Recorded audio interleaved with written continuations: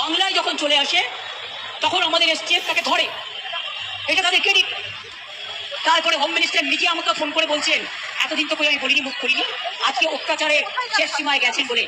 কারণ এটা জানে, আমি এখনো নামটা বলছি না ভদ্রতা করে, বাংলাদেশের লোক উত্তাল হয়ে যাবে। আমি সেটা চাই না, আমি দেশকে ভালোবাসি না, বলবো না দেশের স্বার্থে। কি বললেন? आप थोड़ा आपको बंगाल पुलिस को बोल दो ये बात बाहर में नहीं करने के लिए,